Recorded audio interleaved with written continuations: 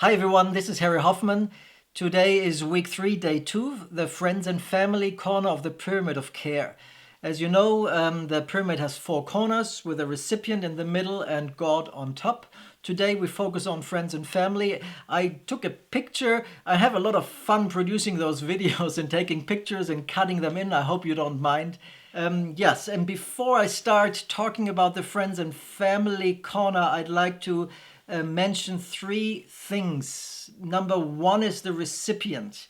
The recipient can be an individual, it can be a couple, or it can be a family. There is a lot of power in this model to change the recipient, and by doing that, changing the perspective of how you see and how you work with this pyramid. We can look at it individually. What are my corners that I need and how is my relationship? We can look at it in the plural form of us as a couple. Those of you who are married, like how is our relationship as a couple with God and how is our friends and family corner and the other corners. You can look at it as a family, not as individuals, but as a whole family. How is our spirituality with God, with friends and families, and the social aspects of life. And you even can have 2 pyramids where, for example, for a couple, where the husband has one pyramid and the wife has another pyramid, and then you can look at it and compare it with each other and learn how to strengthen, how to help each other to strengthen each pyramid. Number 2 is the dynamic part of the pyramid. Many missionaries are in transition, so they leave a ready-made pyramid, they move overseas and they lose the different corners of the pyramid and they have to re-establish that. So as the individual, as the couple, as the family moves, they losing corners, the corners become weaker and weaker, and that's an image on encouraging and helping people to strengthen each corner. So the dynamic part of the pyramid is very important. It's not static 4 corners that are always stable. No, some corners might fall away and might need to be re-established with other people. And obviously there is also the recipient self-care and the recipient God relationship that through a transition changes, can be stronger, can be weaker, and it's also good to look at that in a dynamic way and not a static way. And number 3, what I'd like to mention is the perspective of how you look at the pyramid. You can look at it from the me as a recipient. Who am I and how does my God relationship look like and my different corners look like? Number 2, you can look at it as a member care provider for your clients or for your missionaries. You can help them see how does their pyramid look like, how does their self-care and God relationship look like. So me as a member care provider helping clients or helping missionaries. Number 3 is you as a member care provider, your role. So that's a third perspective. What is your role? Is your role for the mission community a friend and family? Is your role a church? Is your role a people helper, or is your role a professional? There can be several roles, obviously, but it's always good to identify, to know who you are and identify yourself. Okay, this is who I am. This is my role. And number 4, another perspective is as you train other member care providers, who do you want to train? Do you want to train professionals? You want to train people helpers? You want to train the church in being equipped, or you want to train friends and family? So there are different perspectives you as a viewer of the pyramid can take in order to understand and work with the dynamic part of the pyramid. I hope that makes sense. It's a bit quick and compressed, but I think it's very important to mention those 3 items before we continue. So the friends and family corner is, in my opinion, the most underutilized corner in member care. I don't know any member care books that focus on friends and family. My 2018 year, crisis year, and I didn't share half of what happened to me during that year. My mom, who is 80, I'm 50, my mom is 80, she came to me, said, I'm worried about you. Can I be your mother again? And for those who know me, I don't like to be mothered, kind of. I'm individual adult. I don't want to be mothered. But she was really worried. And as I was processing, I was thinking, if I don't have anywhere to go, I always have a home with my parents. Both of my parents are still alive, and they are over 80, and I always have an open door there. And that was really touching.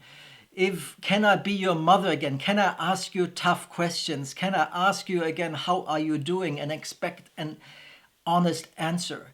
And that really touched my heart. And I told her, yes, of course, you can ask me those questions.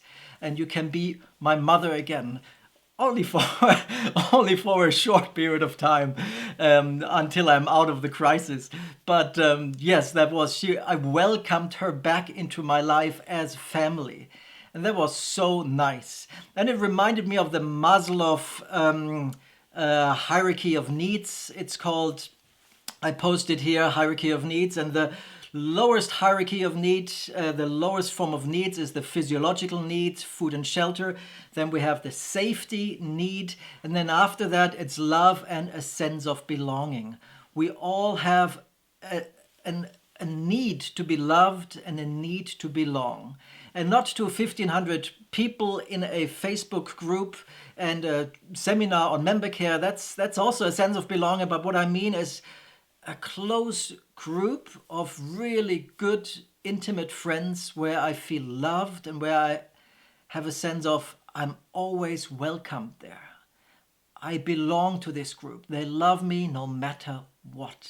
Let me briefly go with you through this website, through this research that I found and I really like. It's a bit old, it's like 16 years old, but it still highlights or emphasizes my point today. The site is called goodtherapy.org, and how many friends does your average person have? And it talks about 2004 Gallup poll, Americans have an average of 8 to 9 close friends. More specifically, 14% have 1 to 2 close friends. 39% have 3 to 5 close friends, and 18% have 6 to 9 close friends. According to the anthropologist Robin Dunbar, human brains have a limit on how many meaningful relationships they can keep track of.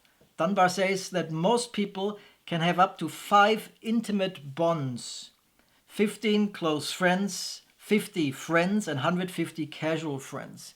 So in the friends and family corner, I'm talking about intimate bonds and close friends. And having none of those is really sort of detrimental. We don't have a sense of belonging. We need those close friends in our life. And as missionaries transition from A to B, the kids of missionary families transition from A to B, we lose bonds, we lose close friends, and it's important to rebuild that corner and to strengthen that corner again in order to have the friends and family corner as a support for our missionary lives, our own lives.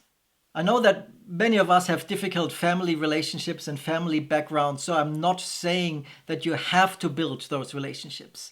If they are difficult, then just choose friends if your family is difficult.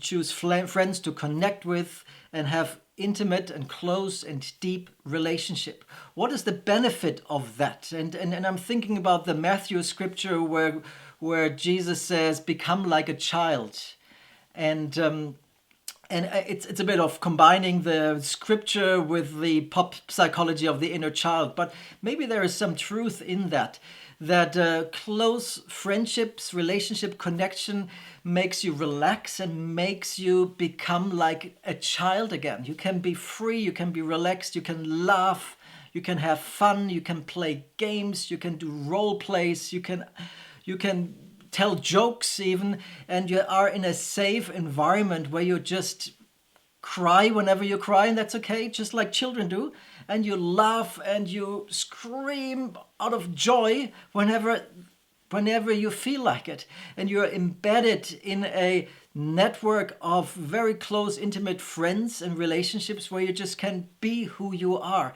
and that can be so powerful.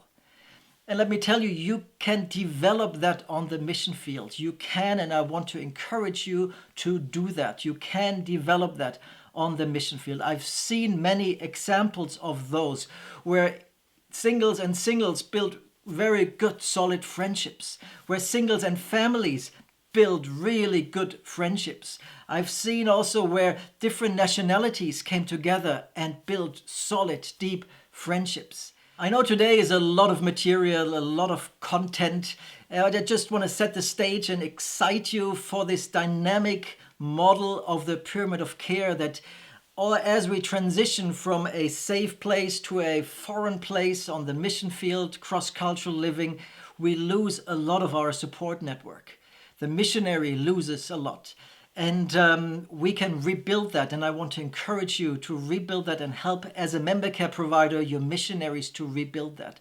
And as we looked at the friends and family, especially those from a warm climate culture, you have such a gift there to invite other missionaries into your strength, but also to rebuild that and to keep your connections back home going. So I really look forward to the stories that you share in the footnotes below. And tomorrow we talk about the church, which is another corner that is so essential for our strength and stability as missionaries. All right, see you tomorrow. Goodbye for now.